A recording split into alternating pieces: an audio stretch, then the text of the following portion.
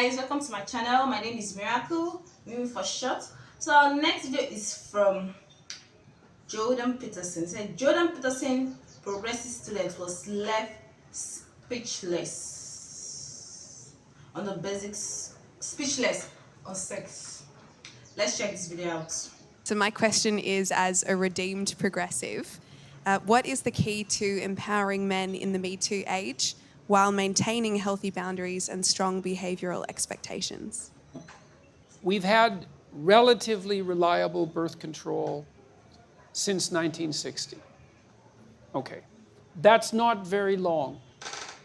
And we underestimate the unbelievable technological triumph of birth control. It's the hydrogen bomb, it's the transistor, like it's a major league transformation in human interaction.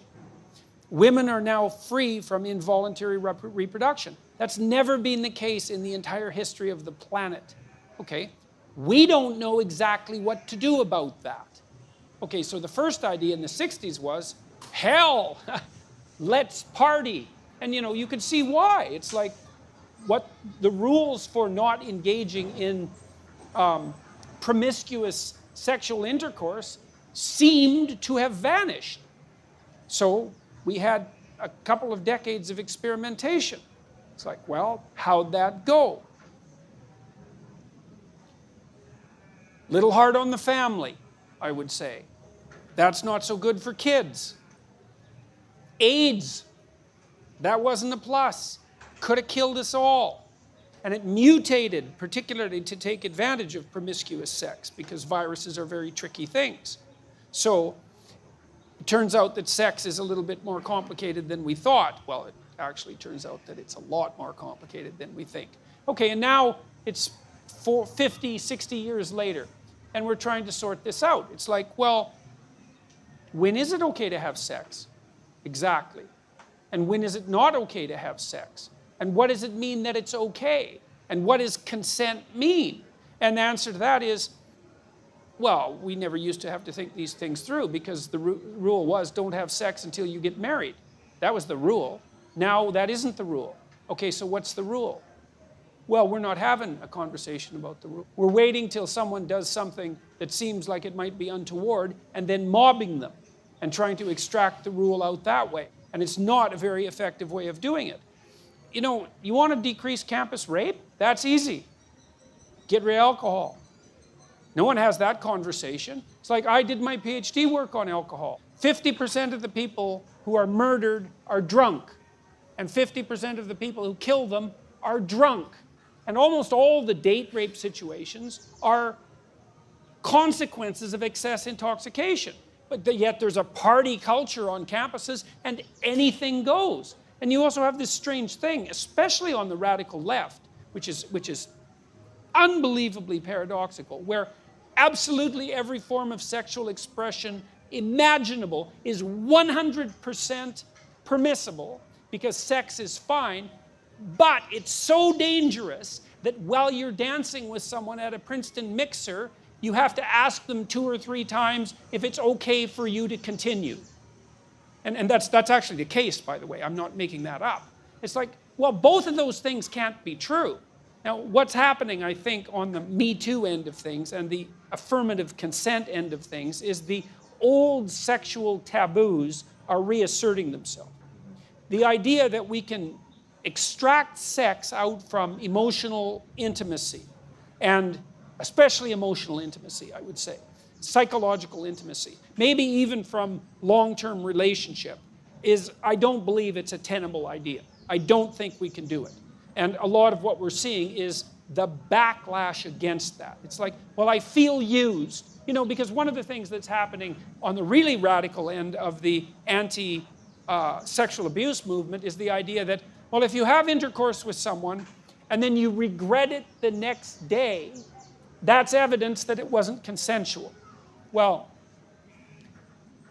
it is, in a sense, evidence that it wasn't consensual, because it's evidence that you didn't bloody well think it through, right? It was good for last night, but it's not good for today. It's not very wise.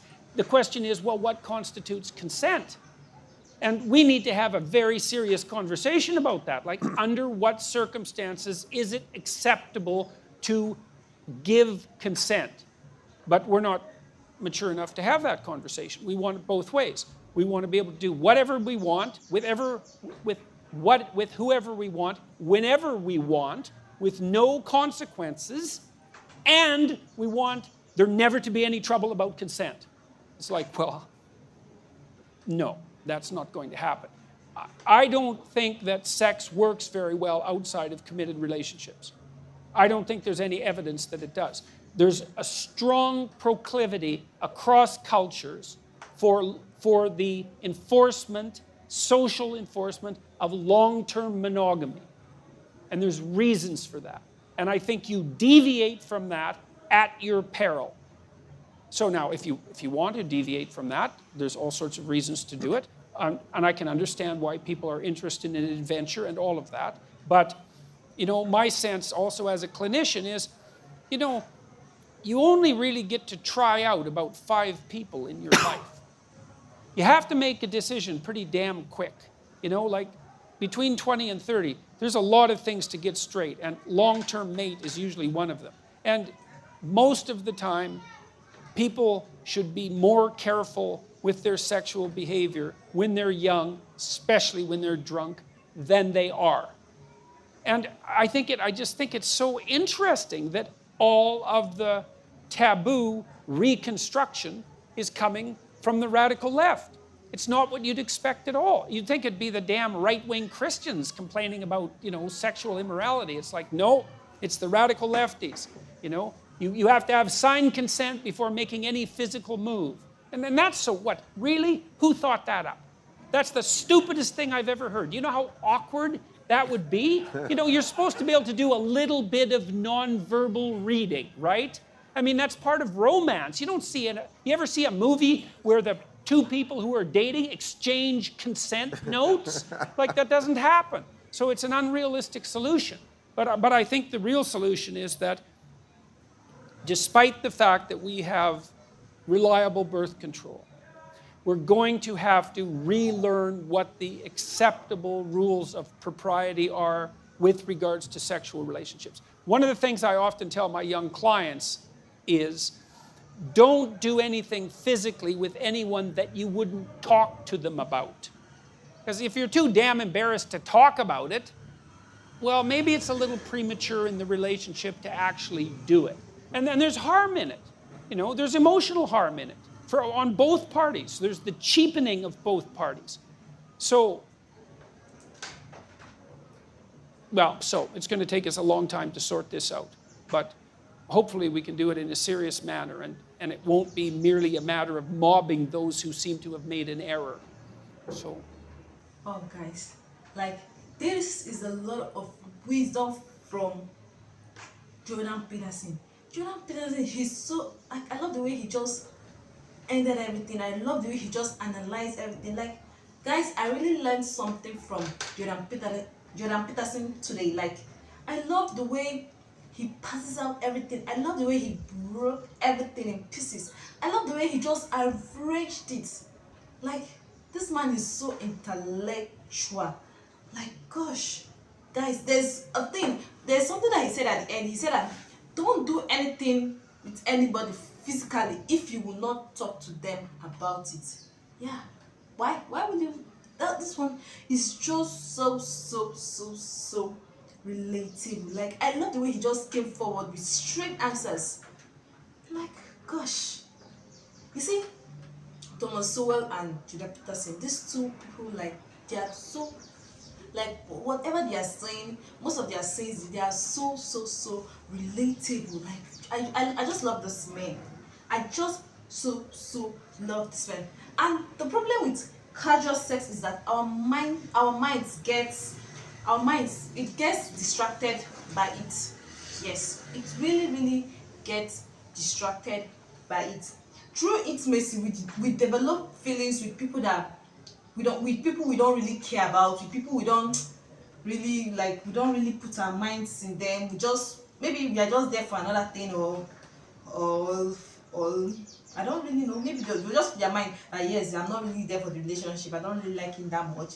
Let me just check it out. It's not sex. Yes, let's just go and do like that. It's not supposed to be like that.